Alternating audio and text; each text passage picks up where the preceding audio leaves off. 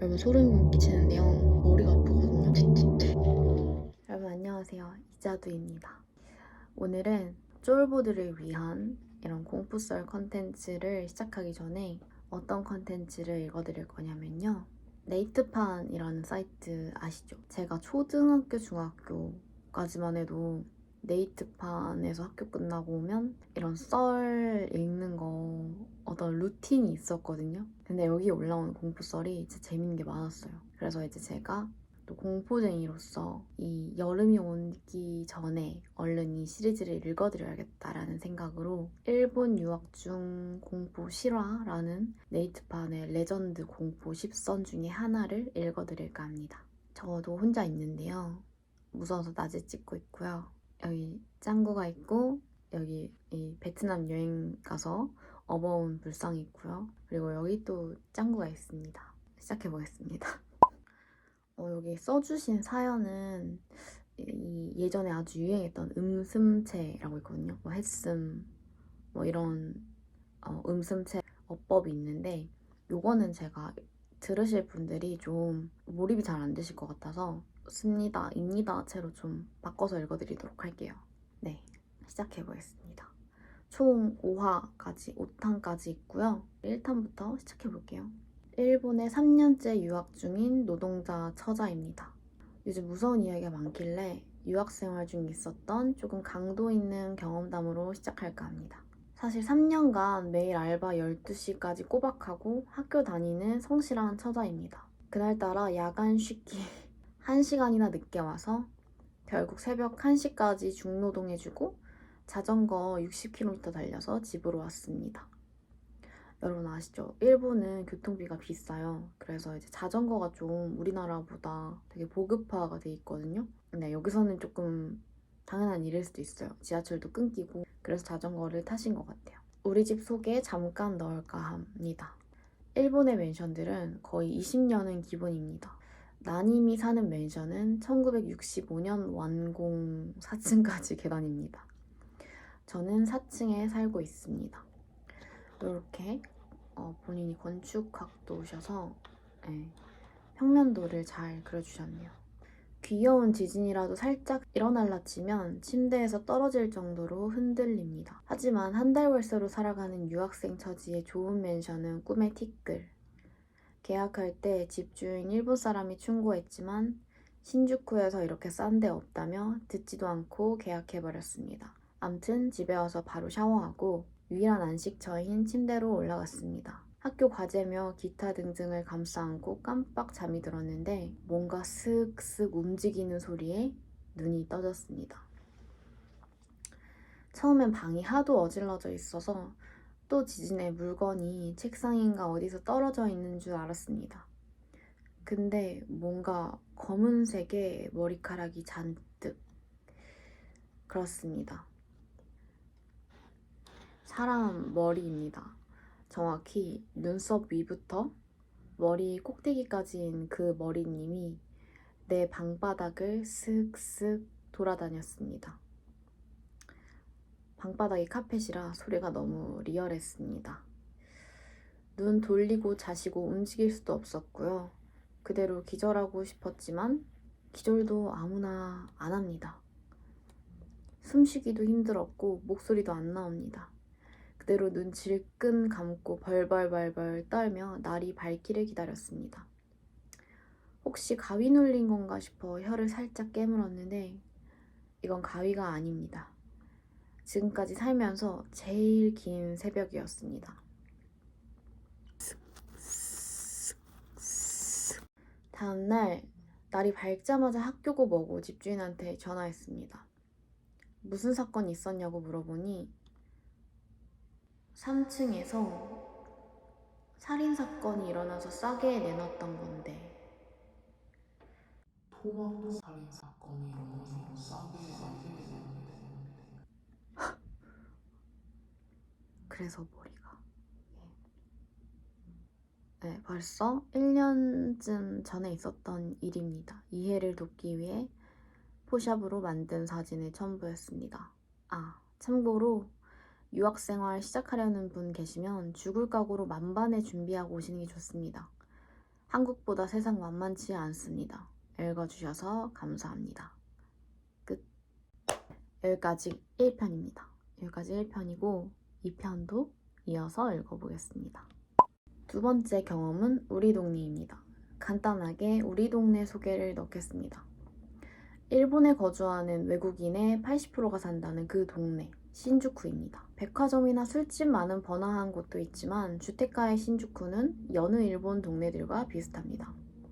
여느 일본 동네, 9시 넘으면 조용하고 우리나라의 새벽 3시 같습니다. 도로변 말고는 가게들이 다 닫고요. 사람 안 걸어 다닙니다. 우리나라는 늦은 시간에도 컴퓨터 하거나 불 켜져 있지 않아요? 단 한 집도 없습니다. 일본은. 특히 골목길은 오래된 맨션들과 동네에 무덤을 끼고 있습니다. 여러분, 일본 동네는 이렇게 이런 식으로 무덤을 끼고 있어요. 집 사이사이에. 이게 한국이랑 좀 다르더라고요. 저도 일본에 갔을 때 많이 봤는데 속옷도둑 이런 건 애교임. 우리 동네는 살인사건도 좀 일어납니다. 여기 사는 3년간 살인사건 각기 다른 골목에서 3번 일어났습니다. 나님이 일하는 편의점에도 용의자 명단이랑 사진 몇 번 붙어 있었습니다.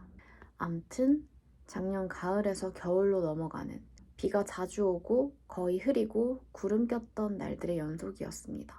역시나 오늘도 1시간 40분이나 늦어주신 야간이기 때문에 알바 남아있었습니다. 교대라 한 명이라도 늦으면 남아야 합니다. 여름에 그 일이 있고 나서 귀마개와 눈가리개도 장만하고 일찍 자고 일찍 일어나는 새나라 어린이가 되어있던 나님은 진지하게 고민했습니다. 이대로 그냥 야간 알바 뛸까? 여기서 묵고 아침에 집에 갈까? 일단 이 늦은 시간에 집에 가는 게 진정 무서웠습니다. 가는 길이 문제가 아니라 집이 무서웠어요. 일단 집에 빨리 가서 씻고 자시고 바로 침대 직행을 결정했습니다. 아침에 예의상 화장은 하고 학교는 가야지 않나 해서 1시간 40분이나 알바를 더 해준 덕에 피곤에 찌들어 제가 그날 살짝 정신을 놨었나 봅니다. 부슬비에 우산은 자전거 속도 안 나오므로 비닐로 된 우비를 샀습니다.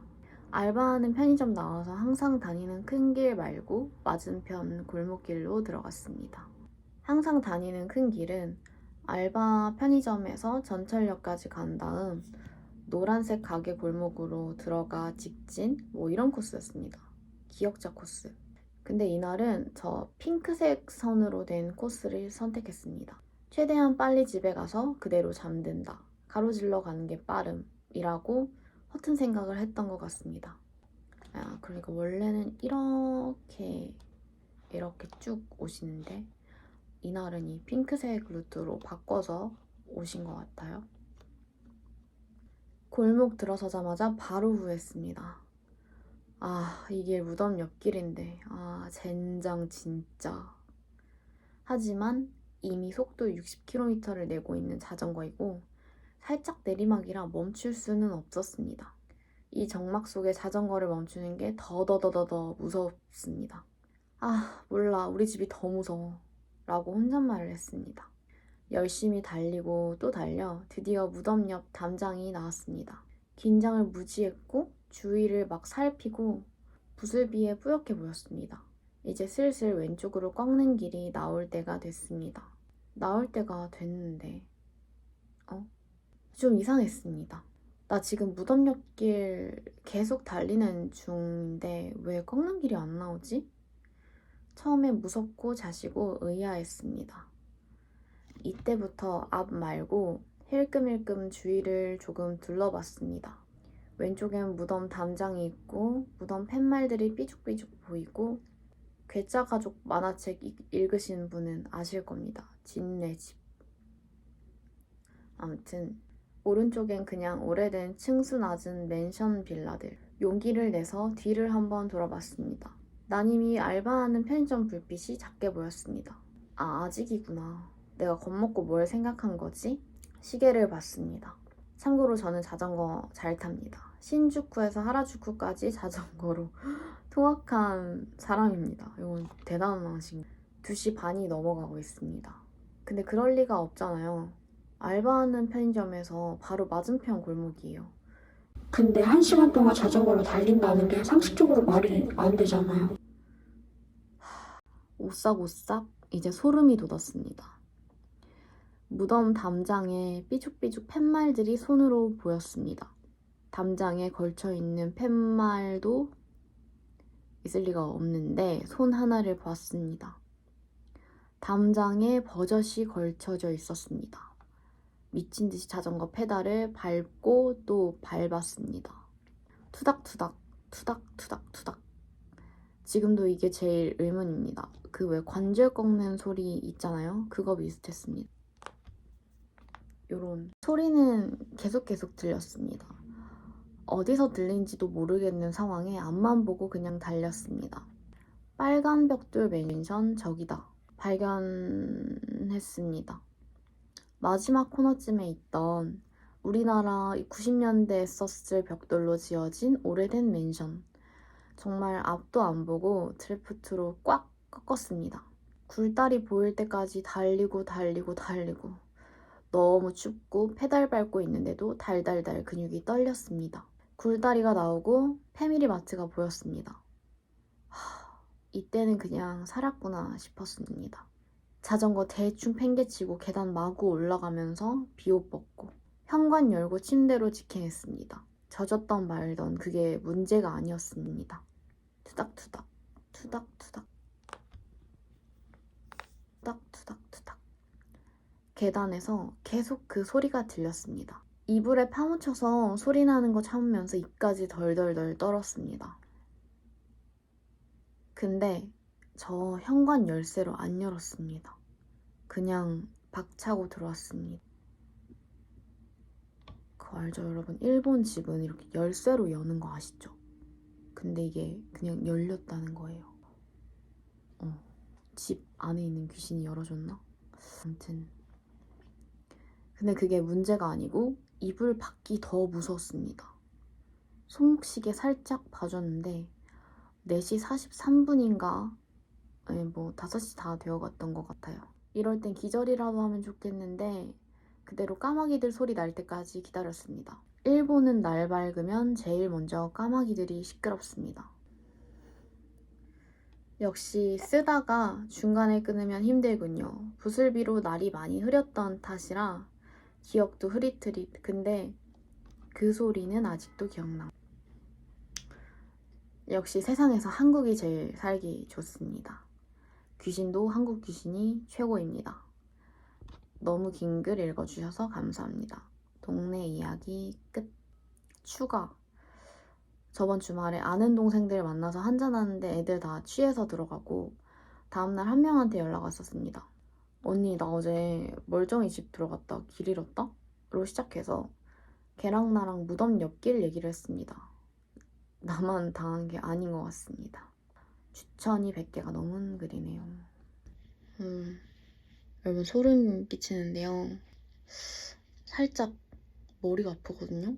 더워서 그런 것 같기도 한데 살짝 TMI이긴 하지만 제가 점을 좀 자주는 아니고 1년에 한 번씩 보는데 그때마다 그런 얘기를 들어요. 너는 되게 잘 느낄 텐데 너 눈이 우리 과다. 그런 말을 되게 많이 듣거든요. 근데 이상하게 제가 살면서 어떤 촉이 좋기도 하고 그래서 뭔가 이런 거를 소리내서 읽어본 적은 처음인데 갑자기 머리가 좀 아파서 한번 퇴마를 해보겠습니다. 우석 씨도 한번 보시고요. 감사합니다.